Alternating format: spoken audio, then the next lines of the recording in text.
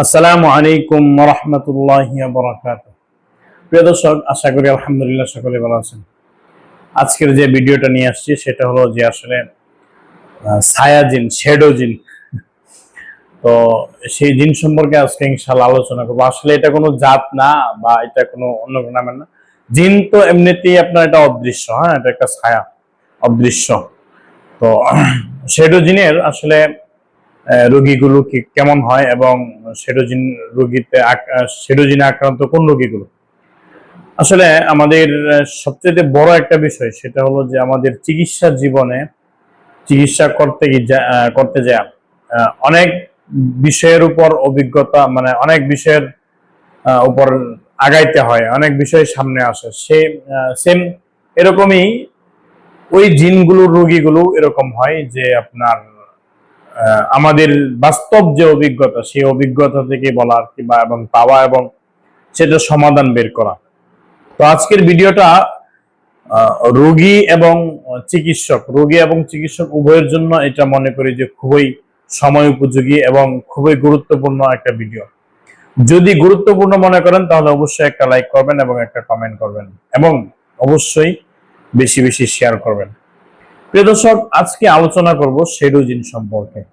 তো অনেক রোগী আছে দেখবেন যাদের চিকিৎসা শুরু করতে চাইলে বা যারা চিকিৎসা জিনে আক্রান্ত হয়, এমনিতেই তো জিনে আক্রান্ত রোগীগুলো দেখবেন ওদের প্রায় অর্ধেক মাথায় একবারে নষ্টর মতো হয়ে যায় এরকম।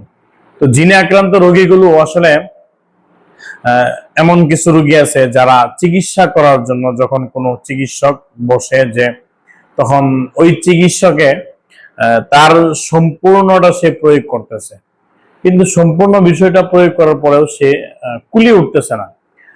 সে তো আপনার দেখা যাইতেছে যে করোনার মাধ্যমে চিকিৎসা করতেছে। তো করোনার মাধ্যমে চিকিৎসা করতে গেলেও এক পর্যায়ে দেখা যাইতেছে যে ক্লান্ত, মানে রোগীর 19-20 কোনোভাবে হচ্ছে না। রোগী বরং আরো বলতেছে যে তুই অমুক কিছু করতে পারবে না, অমুক আমাকে কিছু শিখতে পারবে না, তোর কোরআন এই করতে পারবে না, নাউজুবিল্লাহ মিন যালিক, তোর আল্লাহ অমুক করতে পারবে না, নাউজুবিল্লাহ মিন যালিক। এরকম রোগীরা বলে থাকে। অনেক সময় অনেক আয়াত প্রয়োগ করা হয় কিন্তু কোনো চেতবেদ নাই রোগীর। তো তখন চিকিৎসক কিন্তু এটা দুদুলামনের মধ্যে পড়ে যায় যে সে কি আসলে জিনগ্রস্ত নাকি সে জাদুগ্রস্ত নাকি সে মানসিক রোগী। তখন সেই বিষয়টা কিন্তু ওই চিকিৎসক পূর্ণাঙ্গ ভাবে সে নিজের উপরে স্থির থাকতে পারে না।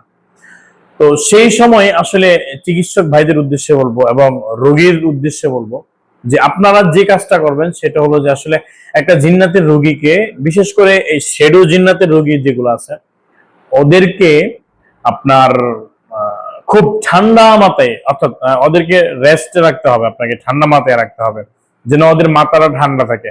আর ওরা আসলে এমন কেন করে জানেন, যখন আপনি সম্পূর্ণটা প্রয়োগ করেন, যখন চিকিৎসকের সম্পূর্ণ বিষয় তার প্রয়োগ করতে থাকে, আয়াতুল হরক করতে থাকে, দেখা যায় যে কোনো কাজই হয় না বা কোনো ইফেক্টই লাগে না।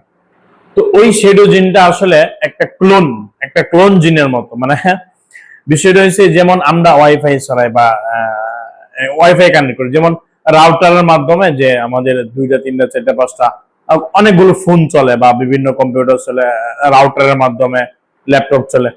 তো সেগুলো হয় কি, রাউটার থাকে এক রুমে, আমরা চলাই আরেক রুমে। তো সেটা কিভাবে হয়, সেম এরকম ভাবে আপনার এই জিনগুলো কি করে, ওই শ্যাডো জিন যেগুলো আছে ওই রোগীর উপরে এমন ভাবে সেহের প্রয়োগ করে, যেটা জাদু প্রয়োগ করে, যার কারণে রোগীর মানসিক অবস্থা মারাত্মক ভাবে ক্ষতিগ্রস্ত হয়ে পড়ে। এবং ওই সেহের গুরুর কারণে যতক্ষণ পর্যন্ত আপনি রোগী যখন ওই সমস্ত কর্মকাণ্ড করবে যে তোর আল্লাহ এই মুখ করতে পারবে না বা তোর কোরআন মুখ করতে পারবে না, অর্থাৎ আপনি সব কিছু করে একবারে, মানে আপনি দেখা যেতেছে চিকিৎসক দেখা যাচ্ছে ব্যর্থ পথে।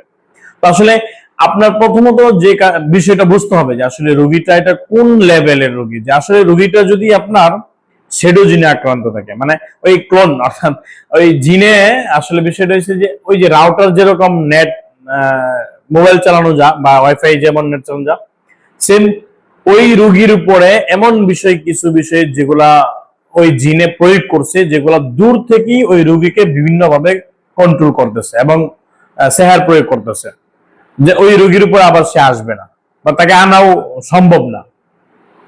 সেক্ষেত্রে সম্ভব, এটা অনেক সময় দেখা যেতেছে যে তার নিজস্ব শক্তি বা নিজস্ব সেহার এটা কুলাইতে পারে না। আর আমরা তো চিকিৎসা করি এমন একটা জিনিসের মাধ্যমে, এমন একটা বিষয়ের মাধ্যমে যেটার মুখাপেক্ষি বা যেটা আপনার যে বিষয়টা কোনো কিছুর সামনে তার সামনে কোনো কিছুই টিকতে পারবে না, যেটা কোরআন, আল কোরআন, আল্লাহ তাআলার পবিত্র কালাম। এই কালামের মাধ্যমে চিকিৎসা করে থাকি। কালাম, কোরআন শরীফের সামনে তার কোনো কিছু টিকবে না।